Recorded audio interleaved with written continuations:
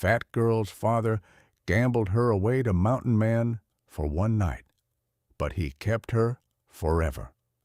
The saloon was thick with smoke, the stench of whiskey and desperation clinging to every corner. At the far end, the Lucky Strike card table drew a restless crowd. Nathaniel Winters, sweat slicking his temples, shoved another pile of chips into the pot.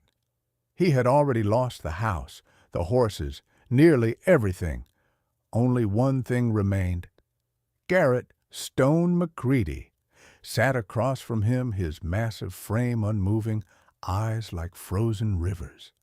A man who rarely came down from the Black Hills, whispered about as if he were part ghost, part legend. Tonight, though, he was flesh and blood, watching Nathaniel self-destruct with quiet disdain. When the final card turned against him, Nathaniel's voice cracked. "One more stake, one last chance. If I lose, my daughter Cordelia, she's yours, for one night." The saloon fell silent. Glasses paused mid-air. A few men laughed nervously, others muttered curses. Who gambled their own blood? Stone's jaw tightened. He had heard of Cordelia Winters, the plump, quiet girl mocked in town as the fat one. He had never laid eyes on her, but he knew enough to despise the man who would toss her away like a coin. He laid his cards down without ceremony. Nathaniel had lost. Stone rose, his voice carrying through the stunned hush. "I'll come at sundown," he said. Gasps rippled. Some smirked, some pitied the girl who would soon be collected like winnings. But Stone's eyes told a different story. He hadn't accepted out of lust, but out of something darker, sharper, a vow to teach a lesson no one in Deadwood would forget. At that table, a cruel father sealed his daughter's fate, and on the mountain, destiny was waiting. Cordelia Winters, Cora, as her late mother once called her, stood at the stove that evening, stirring a thin pot of stew. The house creaked with emptiness, its walls stripped bare after her father's debts had consumed nearly everything of value. All that remained was a girl too often ridiculed and a man too weak to protect her. Cora's figure was not the slim, fluttering shape admired by the town's gossips. She was soft, rounded, with hair the color of autumn leaves and large brown eyes that carried both kindness and caution. To those who cared to look, she was gentle and bright. To most of Deadwood, she was simply the fat Winters girl, spoken with a curl of the lip. That night, her father stumbled through the door, reeking of whiskey. His hand shook as he pulled off his hat. "Cora," he rasped, "you'll need to go with him, just for a night. Then everything will be set right." Her spoon clattered against the pot. "What do you mean? Go with who?" When he told her, she felt the world tilt beneath her feet. Gambled. He had gambled her away like livestock, like a trinket. Her chest tightened with fury and disbelief. "I am not a debt to be paid," she whispered. But Nathaniel only turned his face away, unable or unwilling to meet her eyes. At sundown, the knock came, solid, unyielding.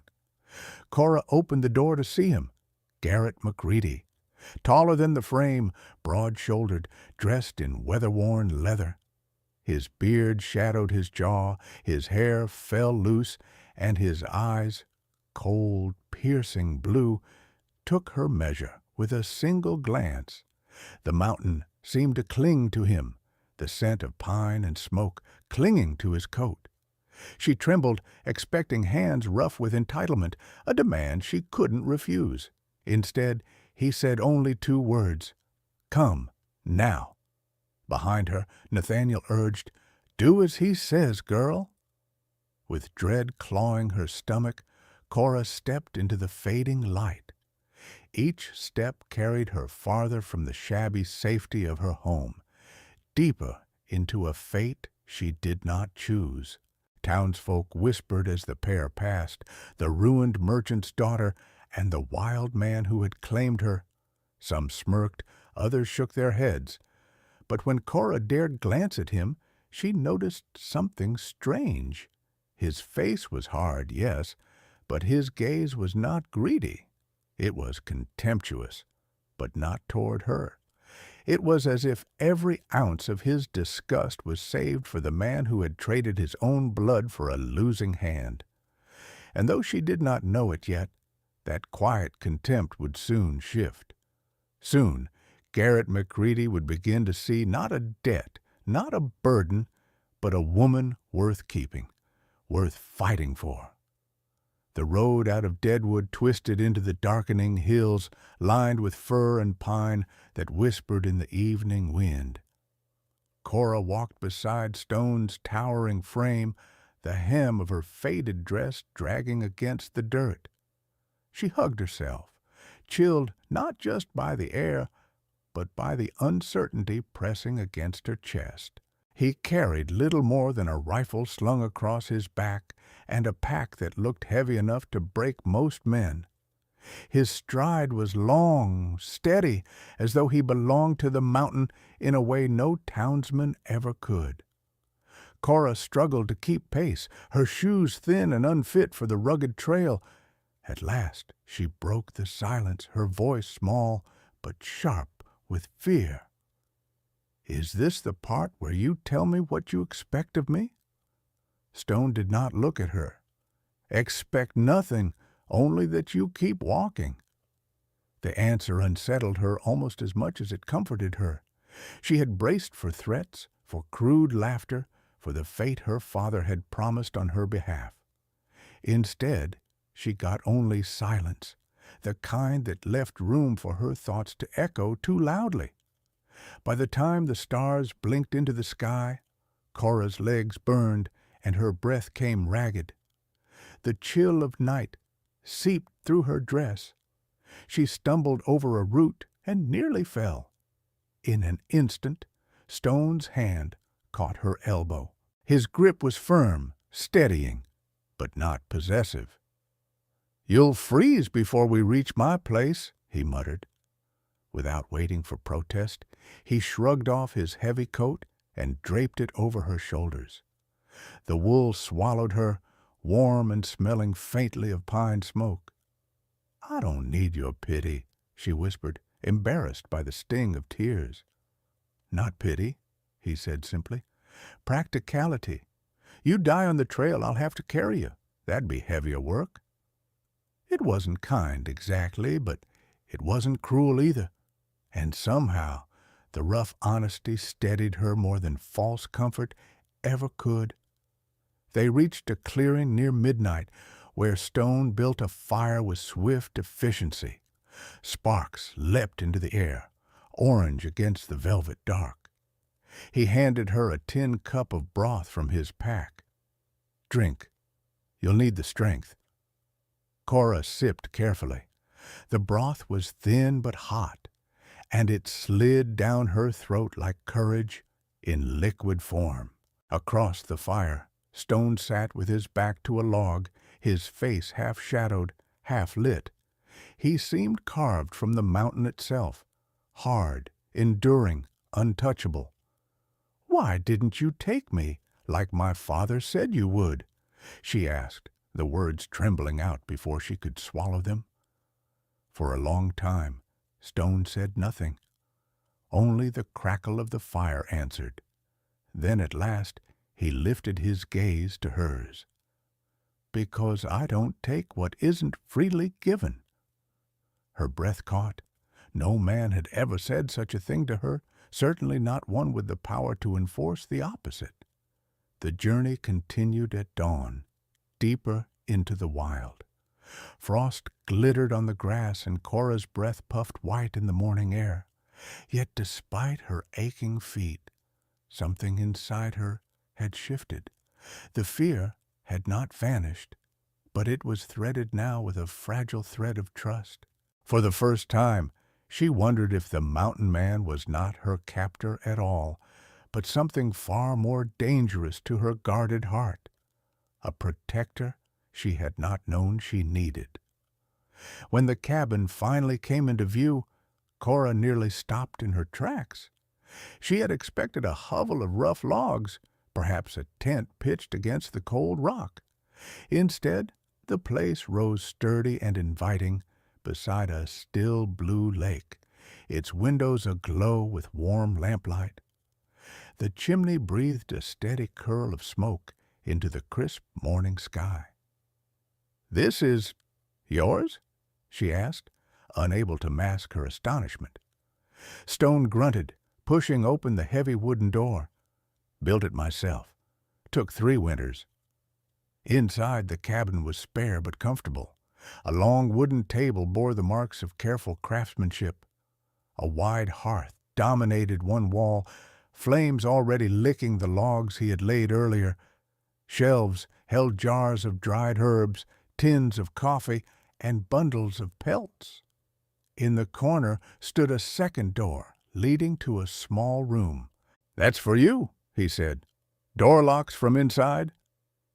Cora stepped into the little room. The bed was narrow but clean, stuffed with straw and covered with a quilt faded by time. A single candle sat on the nightstand. It was more comfort than she had ever expected. She ran her hand over the quilt, marveling at the simple kindness of being given a space of her own. For days she waited for the other shoe to drop. Surely at some point he would demand what her father had promised. Yet it never came. Stone rose with the dawn to chop wood or check his traps. He cooked simple meals of venison stew and cornbread, always sliding her bowl across the table first. He never touched her, never even entered her room without knocking. It unsettled her more than cruelty would have. She had no practice for this. Respect. One afternoon, while he worked on repairing a broken hinge, Cora asked softly, "Why did you let me stay? You could have sent me back after making your point to my father." He didn't look up from his work.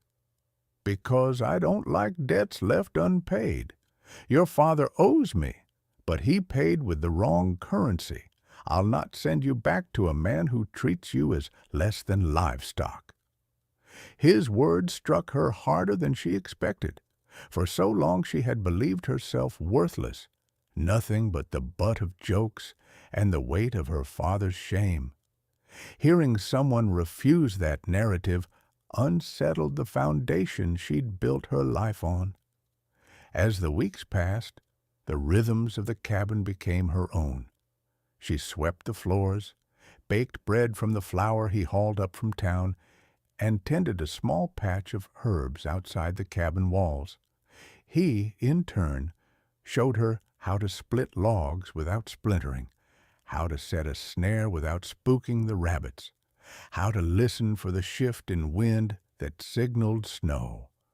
One evening, when the first flakes of winter began to fall, Stone came in from the cold, carrying 2 armfuls of wood. His beard was dusted white, his eyes glinting with amusement at her wide-eyed stare. "Never seen snow before?" "Not like this," she admitted. "In town it always felt dirty, trampled and gray. Here it looks magical." For the first time, he smiled. Not a smirk, not the hard line of disdain she'd seen on him before, but a small, genuine smile that softened every edge of his face. They sat by the fire that night, a silence between them no longer sharp but comfortable. Cora found herself humming an old hymn her mother used to sing. Without meaning to, she filled the cabin with a melody she hadn't dared voice in years. Stone listened, head tilted. When she faltered, embarrassed, he said simply, "Don't stop. This place has been too quiet too long." Her cheeks warmed, but she sang again, and for the first time she felt that perhaps she was not a burden, not a mistake, but something needed. In that cabin, Amid the crackling fire and the steady presence of a man who asked nothing yet gave so much, hope began to take root. Fragile, yes, but alive. Winter deepened in the black hills. Snow piled against the cabin walls, muffling sound and softening the world. Inside, life carried a quiet rhythm. Firelight, the scrape of a knife on wood as stone carved, the hum of Cora's voice as she kneaded bread or mended a torn sleeve. But peace never lasted long on the frontier. One afternoon, Stone returned from a trip to town with his jaw set tight. He carried supplies, flour, salt, kerosene, but also a heaviness that made Cora's stomach clench. "What is it?" she asked, watching him stack the tins in silence. He paused, then said flatly, "Your father. He's been running his mouth." Her heart stumbled. "About me?" Stone nodded. "Told anyone who'd listen that I kidnapped you, that I'm keeping you here against your will." Cora's knees wobbled, and she sank into a chair. For years she had endured whispers about her weight, her worth. But this was different. Now the town would see her as pitiful, duped, ruined. Stone's gaze softened for a flicker. "Listen to me. You are not a prisoner here. You could leave tomorrow if you chose. But Blackthorn, he'll use this rumor to his advantage." "Blackthorn," she repeated. Stone's mouth hardened. "Mortimer Blackthorn owns half the claims outside Deadwood. He's been circling me for years, waiting for a way to get his hands on my land. There's a vein of gold under these hills, Cora. My father staked it. Blackthorn knows it." The revelation stunned her. A mine?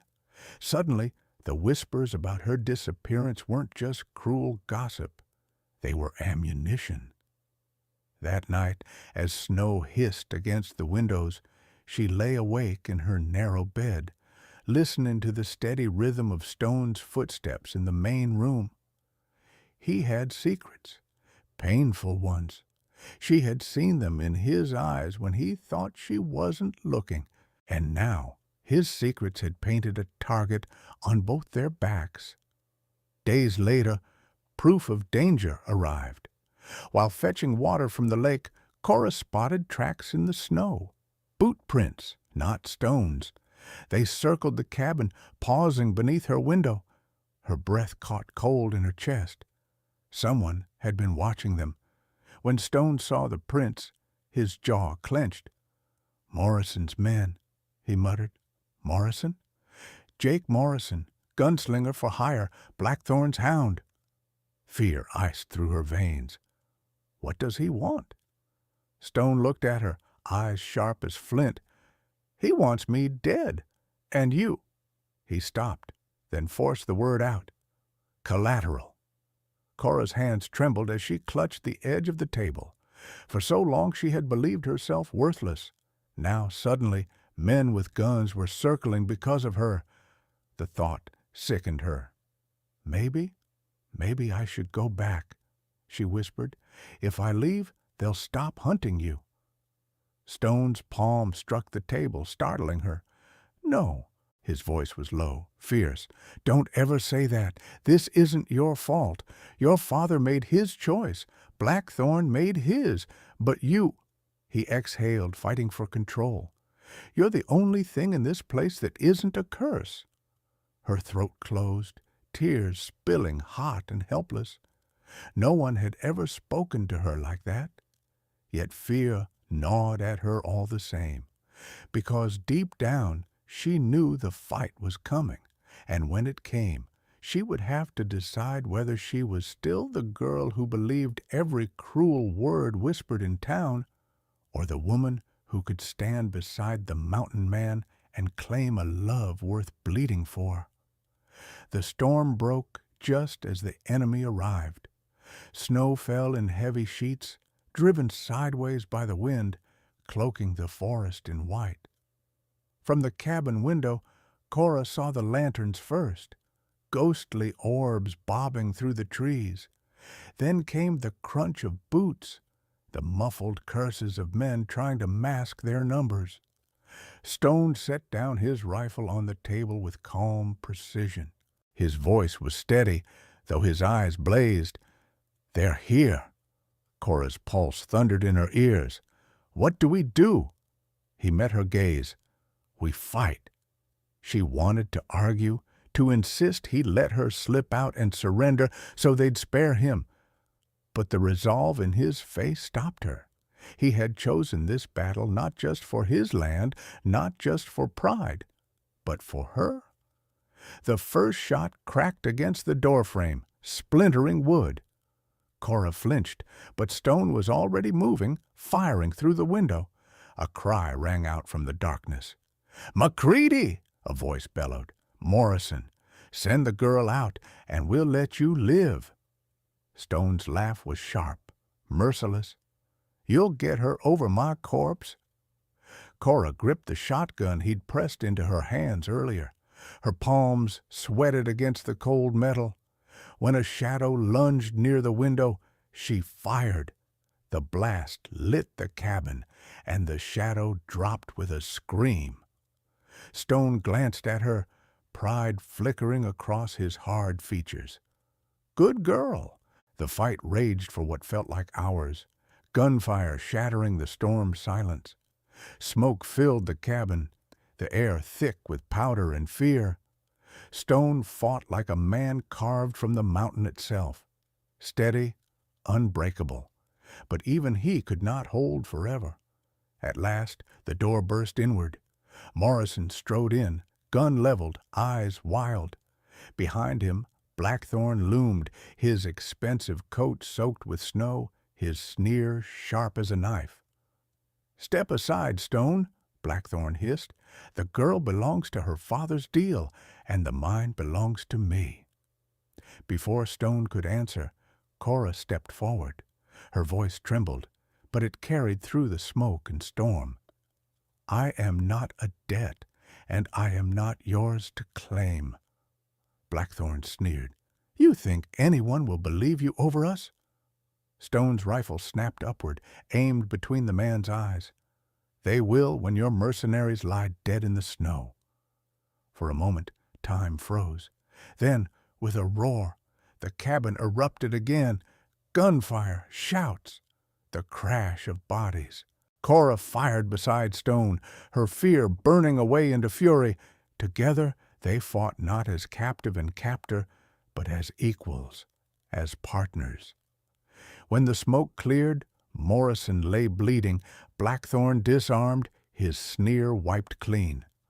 The sheriff, summoned by neighbors who'd heard the gunfire, arrived in time to see the truth, that the so-called Ma Rung had defended his home, and the girl the town had mocked had stood her ground like a warrior. And as Stone wrapped his arm around her trembling shoulders, Cora knew this fight had changed everything. That night, after the lawman had hauled Blackthorn and his broken gang away, silence returned to the mountain. The storm had passed, leaving the forest blanketed in white, the moonlight silvering every branch. Inside the cabin, a fire crackled in the stone hearth, its glow painting the walls in soft amber. Cora sat curled on the bearskin rug, a blanket wrapped around her shoulders. Her hands still trembled faintly, the echo of the battle lingering in her bones. Stone poured her a cup of tea, setting it gently in front of her. His broad frame moved with quiet steadiness, though Cora could see the weariness in his eyes. He lowered himself beside her, close enough that their shoulders touched. For a long while they said nothing. The only sounds were the pop of the fire and the faint whistle of wind outside.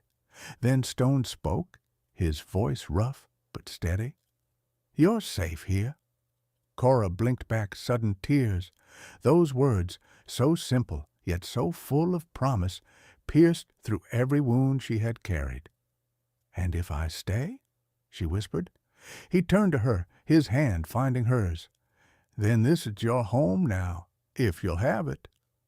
A tear slipped down her cheek, but she smiled through it. It already feels like home. They sat in silence again, hand in hand, watching the flames dance. Outside, the mountain stood vast and unyielding, as though daring the world to try and tear them apart again.